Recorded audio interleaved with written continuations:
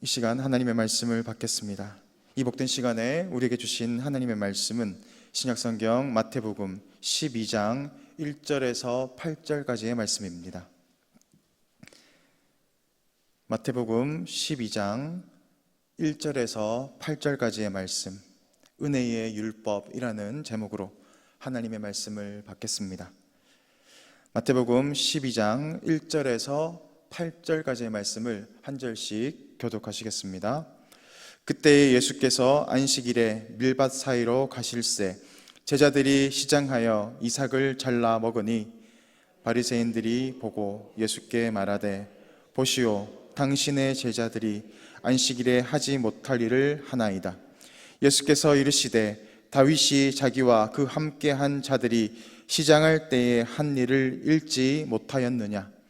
그가 하나님의 전에 들어가서 제사장 외에는 자기와 그 함께한 자들이 먹어서는 안 되는 진설병을 먹지 아니하였느냐?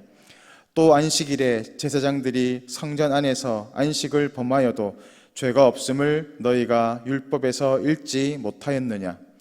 내가 너희에게 이르노니 성전보다 더 큰 이가 여기 있느니라.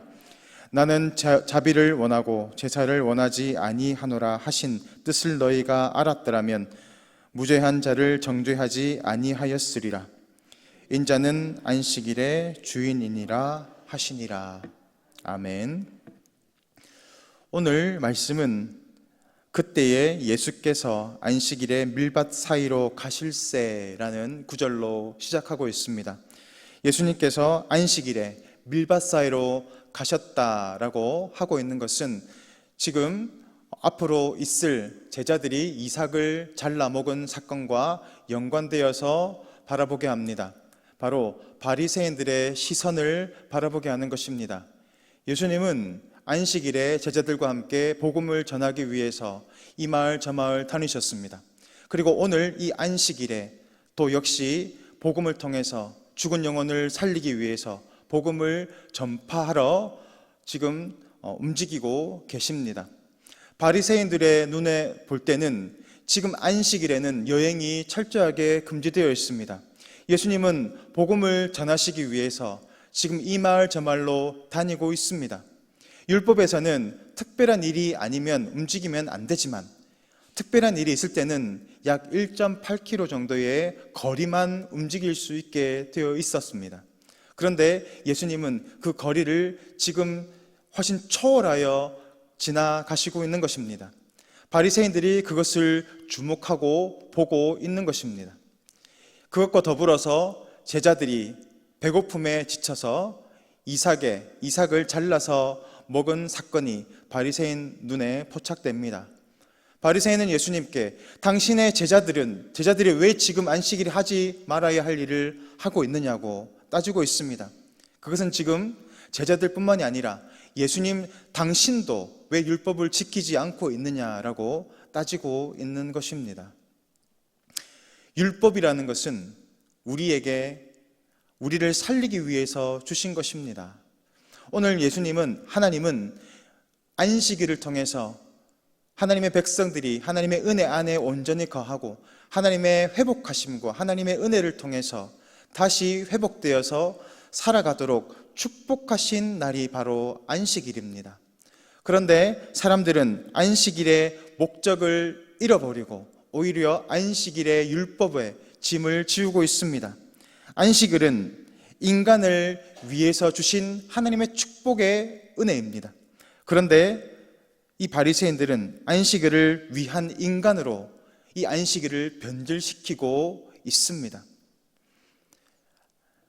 본질을 바라보지 못하면 문제를 해결하기는커녕 더 큰 문제를 발생시킵니다.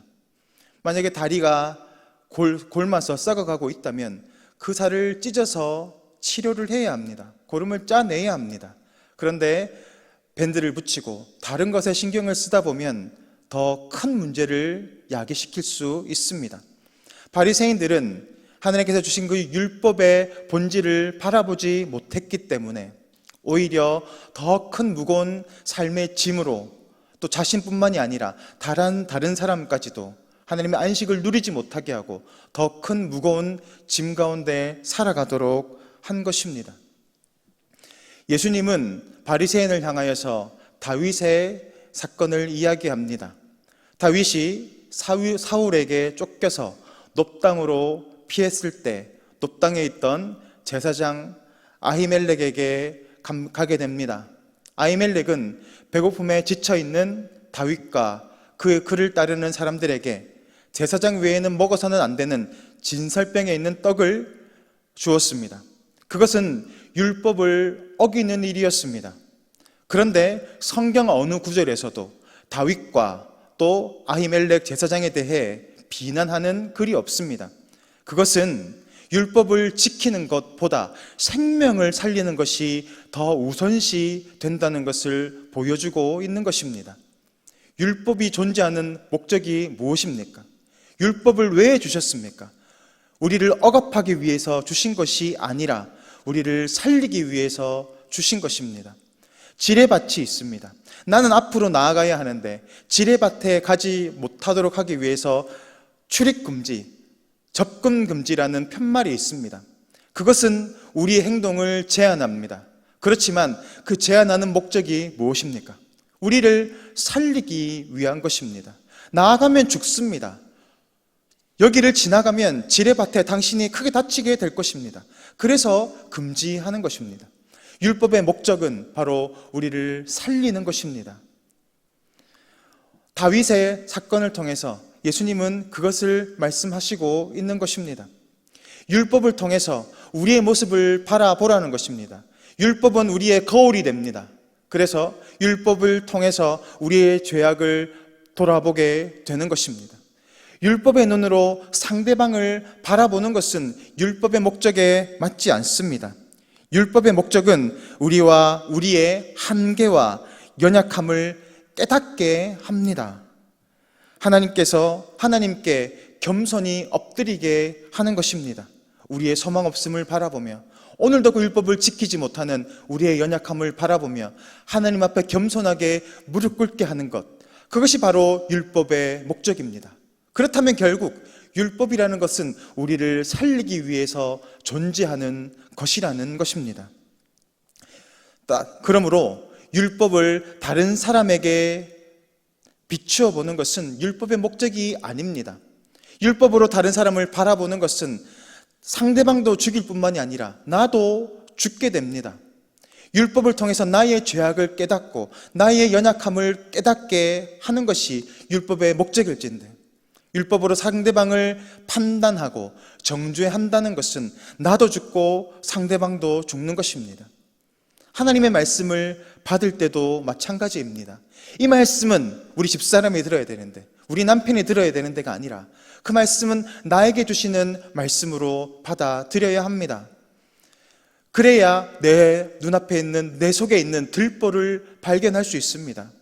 내 속에 있는 들보를 발견하지 못하고 상대방의 눈에 있는 그 티를 정죄하며 비판하는 것이 아니라 율법의 목적대로 나의 소망 없음, 내 속에 있는 그 죄악의 문제들을 바라보면서 하나님의 은혜를 구하는 자리로 나아가야 하는 것입니다.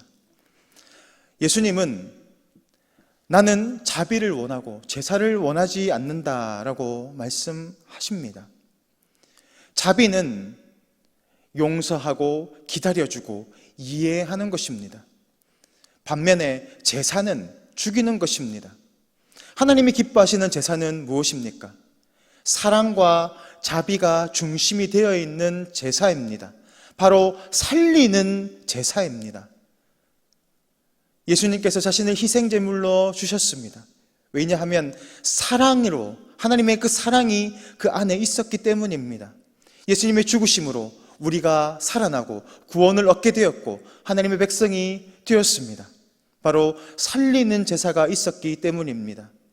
사랑과 자비가 그 안에 풍성이 있었기 때문입니다. 하나님이 원하시는 제사, 하나님이 원하시는 예배가 바로 그것입니다. 때로는 부족하고 때로는 연약하지만 하나님을 향한 우리의 사랑과 하나님을 향한 우리의 열정이 가득한 그 예배를 하나님은 기쁘게 받으십니다. 며칠 전에 제 생일이었습니다. 저의 아이들이 삐뚤빼뚤한 글씨로 편지를 쓰고 또 나름 선물을 만들어서 주었습니다. 보잘것없습니다. 쓸모가 없는 것이었습니다. 그렇지만 어떤 선물보다도 큰 감동을 주었습니다. 왜 그렇습니까? 비록 쓸모없는 것이지만 그 속에 아버지를 향한 애정과 사랑이 가득 들어 있었기 때문에 큰 감동을 받는 것입니다. 하나님도 마찬가지입니다. 멋진 예배, 화려한 예배가 아니라 오늘도 우리가 하나님을 향한 진실한 사랑을 담아서 하나님께 올려드릴 때 하나님은 그 예배를 기쁘게 받으십니다. 오늘 하나님은 우리가 드리는 예배, 우리가 드리는 제사, 우리가 드리는 삶의 모든 부분들이 하나님의 사랑으로 가득 차 있기를 원하십니다. 우리가 우리의 몸을 불사르게 내어준다 할지라도 그 안에 사랑이 없으면 아무런 소용이 없습니다. 하나님이 원하시는 것은 우리 마음의 중심, 하나님을 향한 그 사랑입니다. 온전한 사랑을 공급받을 때 그 사랑을 통해서 죽어가는 영혼을 살리고 회복시키고 세워 나아갈 수 있습니다.